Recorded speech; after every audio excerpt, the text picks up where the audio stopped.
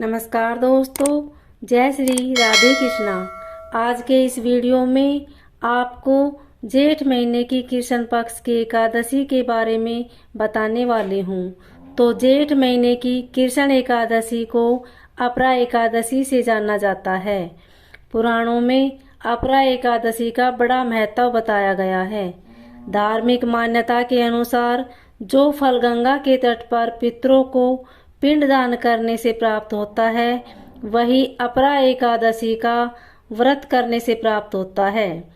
जो फल कुंभ में केदारनाथ के दर्शन या बद्रीनाथ के दर्शन, सूर्य ग्रहण में सवर्ण दान करने का जो फल मिलता है, वही फल अपरा एकादशी करने से प्राप्त होता है।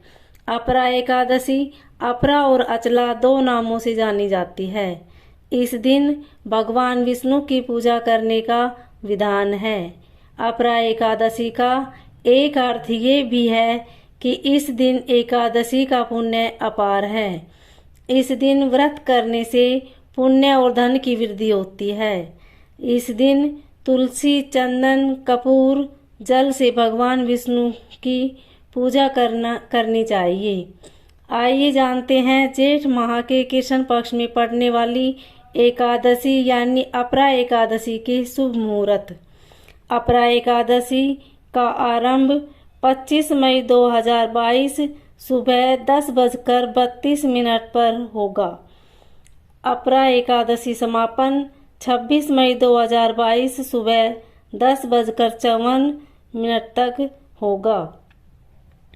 उदय तिथि के अनुसार अपरा एकादशी 26 मई बृहस्पतिवार के दिन पड़ रही है।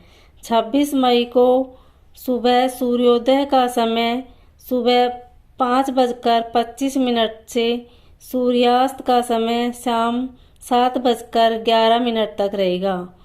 ब्रह्म मुहूर्त सुबह 3 से सुबह 4:44 तक रहेगा। अभिजीत मुहूर्त 11:51 से दोपहर 12:46 तक रहेगा। वही द्वादशी तिथि 27 मई सुबह 11:47 तक समाप्त होगी। एकादशी व्रत पारण का शुभ मुहूर्त 27 मई 2022 सुबह 5:25 से सुबह 8:10 तक रहेगा।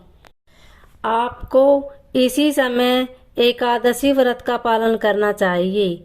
एकादशी का व्रत दशमी तिथि के शाम सूर्यास्त के बाद से ही शुरू हो जाता है और एकादशी का व्रत द्वादशी तिथि पर समाप्त होता है। दशमी तिथि पर सूर्य अस्त होने से पहले भोजन कर ले।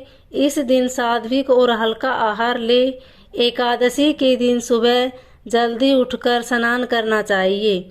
फिर व्रत का संकल्प लेकर कहना चाहिए, हे जगत के पालनहार भगवान विष्णु, आज मैं एकादशी का व्रत रख रही हूँ। मेरा यह व्रत निर्विघ्न पूरा हो जाए, इसकी शक्ति प्रदान करने की कृपा करें। इसके बाद भगवान विष्णु के समक्ष दीप प्रज्वलित करें, गंगा जल से उनका अभिषेक करें, उन्हें तुलसी दल अर्पित करें, आरती करें, फल का भोग लगाएं, एकादशी व्रत कथा सुने। शाम को तुलसी माता के समक्ष घी का दिया जलाएं। अगले दिन द्वादशी को स्नान करके भगवान विष्णु की पूजा करके ब्राह्मणों या जरूरतमंद को भोजन कराकर उन्हें दान दक्षिणा देकर इसके बाद सुबह शुभ मुहूर्त में व्रत खोलें। पारण का भोजन सात्विक रखें। आइए सुनते हैं अपरा एकादशी व्रत कथा। युधिष्ठिर कहने लगे कि हे भगवान, ज्येष्ठ कृष्ण एकादशी का क्या नाम है तथा उनका महात्म्य क्या है, सो कृपा कर कहिए। भगवान श्री कृष्ण कहने लगे कि हे राजन, यह एकादशी अचला तथा अपरा दो नामों से जानी जाती है। पुराणों के अनुसार ज्येष्ठ कृष्ण पक्ष की एकादशी अपरा एकादशी है, क्योंकि यह अपार धन देने वाली है। जो मनुष्य इस व्रत को करते हैं वे संसार में प्रसिद्ध हो जाते हैं। इस दिन भगवान त्रिविक्रम की पूजा की जाती है। अपरा एकादशी के व्रत के प्रभाव से ब्रह्म हत्या, भूत योनि, दूसरे की निंदा आदि के सब पाप दूर हो जाते हैं। इस व्रत के करने से पर स्त्री गमन, झूठी गवाही देना, झूठ बोलना, झूठे शास्त्र पढ़ना या बनाना, झूठा ज्योतिषी बनाना तथा झूठा वेद बनाना आदि सब पाप नष्ट हो जाते हैं। जो क्षत्रिय युद्ध से भाग जाए वे नरकगामी होते हैं, परंतु अपरा एकादशी का व्रत करने से वे भी स्वर्ग को प्राप्त होते हैं। जो शिष्य गुरु से शिक्षा ग्रहण करते हैं फिर उनकी निंदा करते हैं वे अवश्य नरक में पड़ते हैं, मगर अपरा एकादशी का व्रत करने से वे भी इस पाप से मुक्त हो जाते हैं। जो फल तीनों पुष्कर में कार्तिक पूर्णिमा को स्नान करने से या गंगा तट पर पितरों को पिंडदान करने से प्राप्त होता है, वही अपरा एकादशी का व्रत करने से प्राप्त होता है।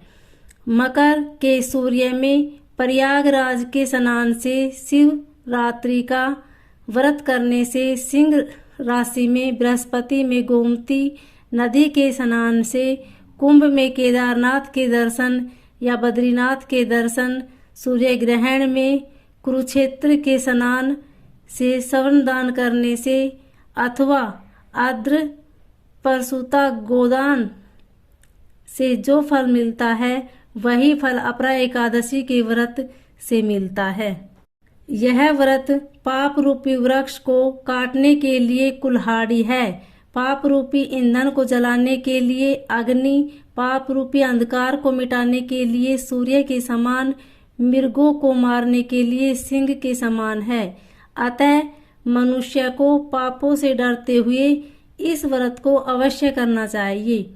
अपरा एकादशी का व्रत तथा भगवान का पूजन करने से मनुष्य सब पापों से छूटकर विष्णु लोक को जाता है। इसकी प्रचलित कथा के अनुसार प्राचीन काल में महिध्वज नाम का एक धर्मात्मा राजा था। उसका छोटा भाई वज्रध्वज बड़ा ही क्रूर, अधर्मी तथा अन्यायी था। वह अपने बड़े भाई से द्वेष रखता था। उस पापी ने एक दिन रात्रि में अपने बड़े भाई की हत्या करके उसकी देह को एक जंगली पीपल के नीचे गाड़ दिया। उस अकाल मृत्यु से राजा प्रेतात्मा के रूप में उसी पीपल पर रहने लगा और अनेक उत्पात करने लगा। एक दिन अचानक धूम्य नामक ऋषि उधर से गुजरे। उन्होंने प्रेत को देखा और तपोबल से उसके अतीत को जान लिया। अपने तपोबल से प्रेत उत्पाद का कारण समझा। ऋषि ने प्रसन्न होकर उस प्रेत को पीपल के पेड़ से उतारा तथा परलोक विद्या का उपदेश दिया। दयालु ऋषि ने राजा की प्रेत योनि से मुक्ति के लिए स्वयं ही अपरा अचला एकादशी का व्रत किया और उसे अगति से छुड़ाने को उसका पुण्य प्रेत को अर्पित कर दिया। इस पुण्य के प्रभाव से राजा की प्रेत योनि से मुक्ति हो गई। वह ऋषि को धन्यवाद देता हुआ दिव्य देह धारण कर पुष्पक विमान में बैठकर स्वर्ग को चला गया। हे राजन, यह अपरा एकादशी की कथा मैंने लोक हित के लिए कही है। इसे पढ़ने अथवा सुनने से मनुष्य सब पापों से छूट जाता है। ओम नमो भगवते